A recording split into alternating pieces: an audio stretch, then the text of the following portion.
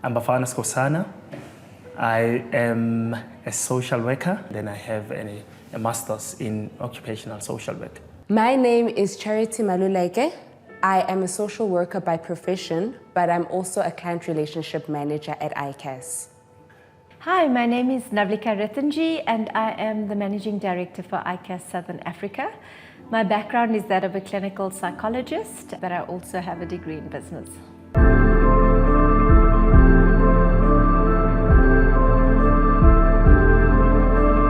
There was a point in time where to get to the next destination, you either had to walk or to use a horse.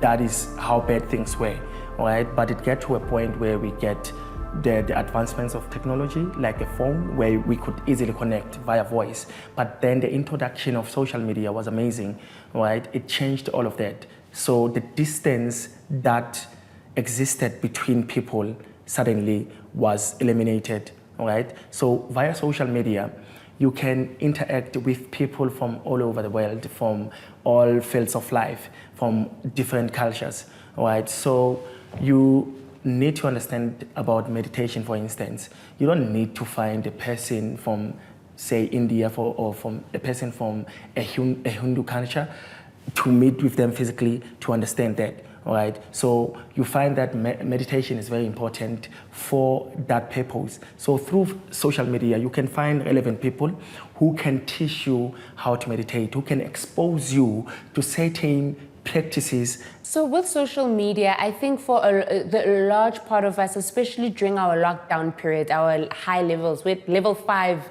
social media was definitely our go-to place, right, to connect with people. You had to find ways where I can't see my parents or I can't see my partner for whatever reason, or I can't see my family. And the way we had to connect was through social media, whether it was through video counseling, whether it was through the social medias that we have.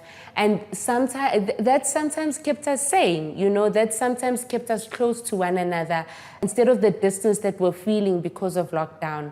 Also, social media can be something that can be very positive depending on what you allow in your space. You know, there's great followers or bloggers that really talk about mental health, that talk about how to keep yourself positive, how to keep yourself healthy, those kinds of things that can really help in terms of your well-being.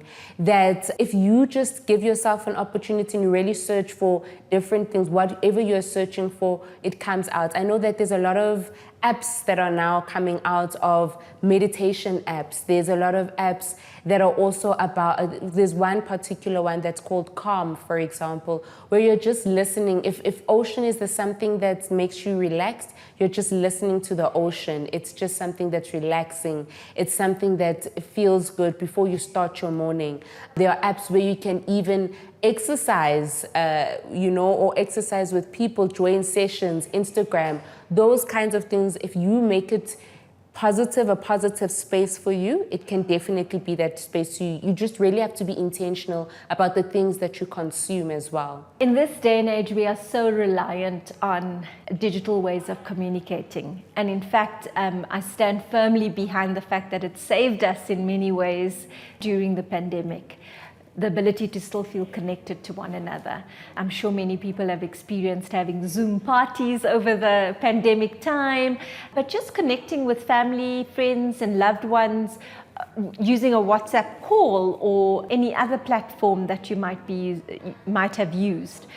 So there are so many positives to how we use social media to connect with one another, to stay connected, to get information about what's happening in the world around us, to follow trends in a positive way, and just to have access to information a whole lot quicker than ever before. To stay connected with your interests and to really be able to get all of that information in real time and more quicker than ever before. We hear many stories also about people meeting the love of their lives and sort of going into relationships, etc., because of the social media platforms that they're engaging on as well. And many success stories relating to that. But of course, there's also the the flip side of that coin.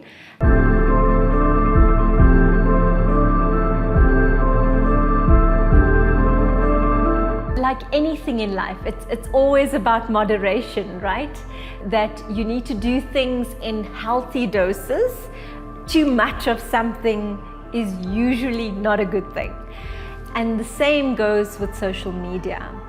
I think that sometimes there's certainly people that are addicted to social media, so there's that element of it that we need to consider, that it just consumes so much of productive time. It takes away from relationships, it takes away from people engaging in a face-to-face way as well. I mentioned before that we are social beings, and we need to connect with one another socially, to feel part of a whole, to feel like we belong. Social media can either provide us with that platform, but it can also rob us from that platform as well. Because then we only know how to engage via a phone or a laptop or whatever it might be, and we avoid engaging face to face. So there's also links there to it creating social anxiety for some. There are also instances where people compare themselves to the lives of those that they follow on social media, and that resulting in additional mental health concerns, either an increase in depressive kind of symptoms, but also this ideation around living your life in some kind of ideal. And if I'm not ticking these boxes, if I'm not traveling and taking selfies everywhere that I'm going, that I'm not a success in life. So it's important who we follow and whether it is actually contributing to positive mental health for us as individuals, or whether it's contributing to a negative self-image. And that does require us to be honest with ourselves, reflect for ourselves. When I follow this kind of information, does it actually raise my anxiety levels, or does it give me a sense of I'm doing okay and I'm doing okay in life? So we need to almost interrogate the accounts that we follow and the impact that that has on us. Everything has its positives and negatives, just like many of the things that we've seen so far. And social media is no exception. You find that in particular young children, right? The older generation somehow has control over their usage of social media, but then the younger generation, that is where the problem is. They put everything on social media, and social media in most times is public. And there are certain things that happen there which may damage their social reputation, right, online reputation. And you find that these children are not aware of that. They just post and they leave things aside. And there's bullying again on the internet, and then it becomes really damaging to the online reputation of these children. They are doing it now, but you find that later on it has dire consequences. They will want to get employment, they will want to get exposure, they will want to meet people one day, but then you find that their online history has been damaged, all right, because of all the negativity, because of all the bad things that have been said and put on their names. And unfortunately, it gets to a point where some of these kids really even commit suicide, all right?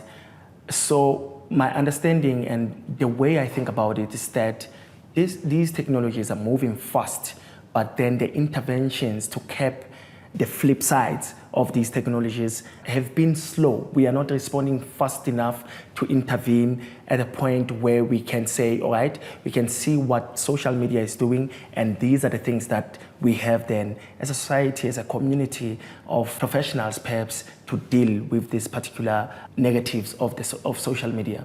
So the flip side of that is obviously, again, with social media means that you've got exposure or access to even negative things unintentionally. So I always say, for example, or I use this example, there was a time on Twitter where you would just see RIP, RIP this, RIP that. And for some of us, it really broke us down. It made us feel anxious. It made us feel, it was triggering for a lot of us. And so at some point, you have to sort of make the difficult decision to say that, you know what, for my mental health, I need to step back away from that a bit, you know. Speaking of envy, and I think it's even before COVID-19 had even happened, where you look on somebody's social media page and you're just like, oh my goodness, this person is doing the best, is doing the greatest. And then you compare that person's life to your own life and you're like, what am I doing wrong? Instead of just focusing on your journey, again, you have control in terms of what you take in and what you shouldn't take in. And I always say that if you find yourself in that space where you're constantly comparing yourself to the next person, just rather step away from social media, cut it out. Let me say, you know what, Instagram for a month, I need to just be off it. Facebook, I need to be off it. Because at the end of the day, here is the honest truth. We're not going to post us having a mental health breakdown. We're definitely not going to do that. We're not going to post us crying at night. We're not going to post us having fights with our family. What we are going to post is going to that exclusive restaurant, smiling, feeling like this is happy. So all you just see is Charity always being happy. And that's not necessarily true all the time. With cyberbullying, again, I always say, sure, Twitter, it's a bit of a wild, wild west where you can get like a bunch of people honestly commenting and dragging you down. I always think of Patrick Shy and how he got to a point where he even committed suicide. We don't know what happened, but we do know that just before his passing, obviously there were lots of things that transpired, but there was also a lot of people that spoke about him in a negative way that can sometimes really affect somebody. And that's not just with celebrities. I mean, this is normal people like you and me as well. If I say something on Twitter that is somebody doesn't agree with, or if I post a picture that I genuinely think is actually really beautiful, there will always be that troll that will be there, just dragging you down, commenting negatively on that picture. And it can really get to a point where you can see why people then end up having mental health disorders or even taking their lives because of what has been said on social media.